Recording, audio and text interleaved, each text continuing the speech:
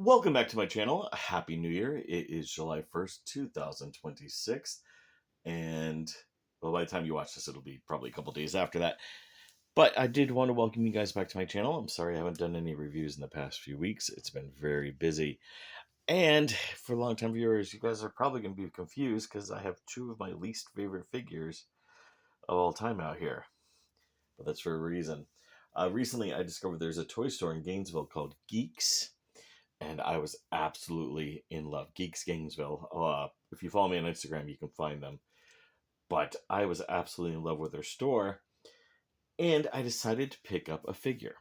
Now, unlike a lot of other people, I never got into Beast Wars. It came on when I was around 15 or 16. I was dating at the time. I was very active at school. So it wasn't something I got into. And I never really cared for it.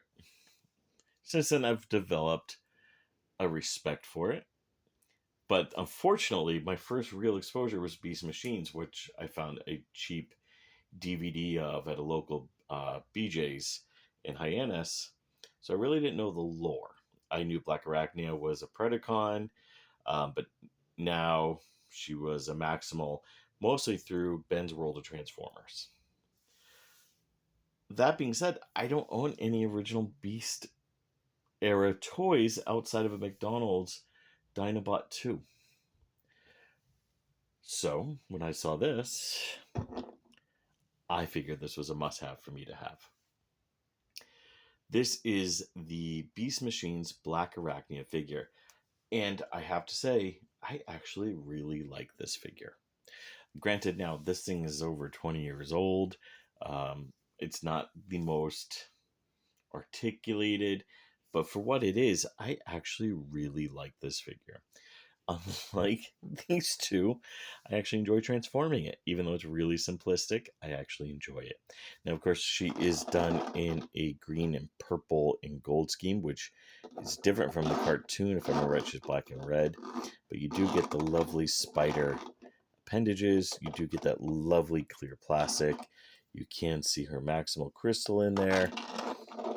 And it's just a neat looking figure. Now, it is not the most accurate spider figure, but it is there. And does have this really cool feature. When you move these, you can move the little mandibles in the mouth. So, I mean, there is a cool little action figure action effect. As far as the articulation this like mode, I don't know if I have this right, because who's reviewing 26-year-old toys at this point, or whatever, how old this thing is. But you do get articulation. You do get these, of course, that move. You can't twist this. You can twist this way. The legs can go out a little bit. They all have this thing. The back legs, this is the part where I know I'm not transforming it correctly, but you do get that as well. So you do get this lovely spider mode, even if it is a little bit awkward. But it is a really beautiful looking mode. It's very robotic.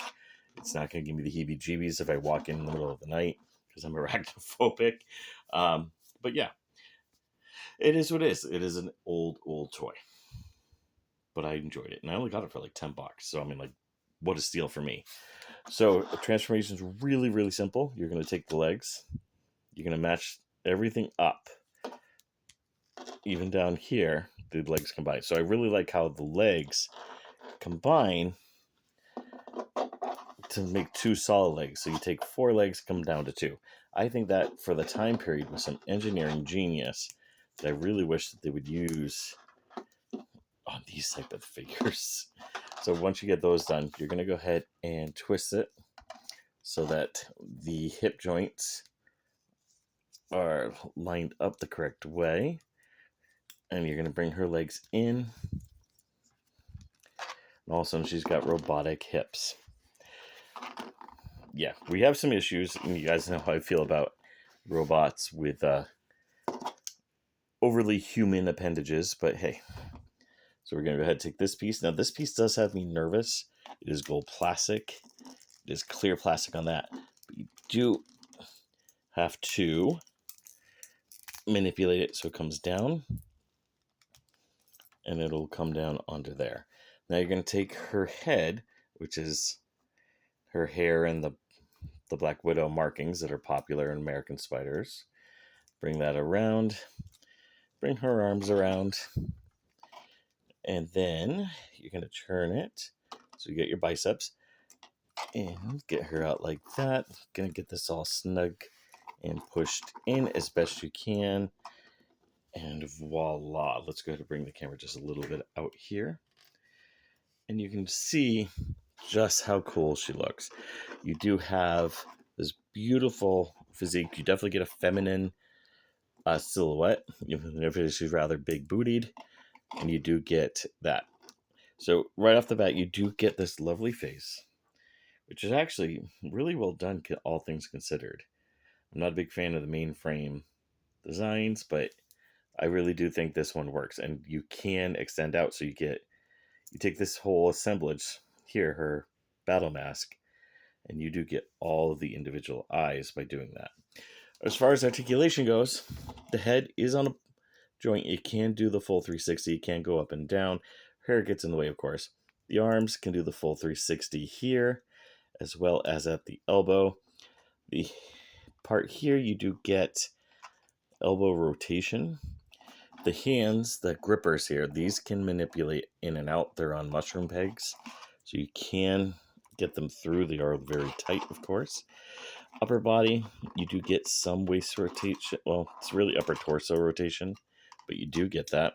You do get the leg can move just a little bit. You can kick pretty high up.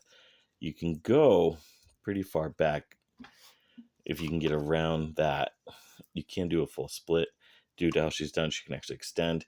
You do get a nice knee bend, and the feet can go up and down. So for a toy from the late 90s, this is absolutely fantastic, and it is highly posable.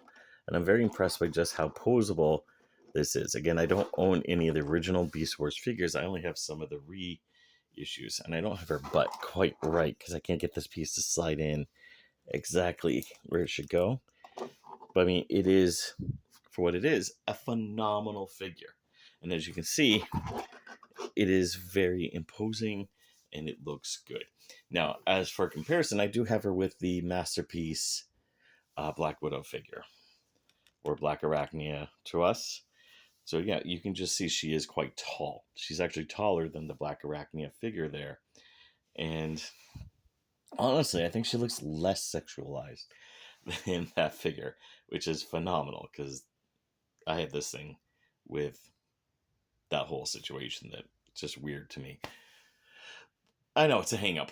We'll stop talking about it, but let's go ahead and take a look at how she looks with the Kingdom or Earthrise or whatever the hell Black Arachnia figure this was. All right, so here we have her with Kingdom, Black Arachnia, and of course she's towering over it. And yeah, so one thing to talk about is the original Black Arachnia figure was just a repaint of Tarantulas and wasn't exactly designed to feminine features. This was the first Black Arachnia where they really went after her feminist look, her femininity. So it is there, and it is a very cool early stage Transformer showing female-esque anatomy, even if it is overdone. It looks good. Granted, it's not cartoon accurate, but I do really like the colors. I think the purple, the green, and the yellow, while garish, well, really gold, are garish, but they really work together, and that black really cements it. She has a lot of articulation. She's easy to transform, but it is a fun, unique transformation sequence, even if it is older. Yes, today's figures, you're going to spend a lot of time getting things manipulated right, get them where they need to be. This just does it easily, and I really do like that.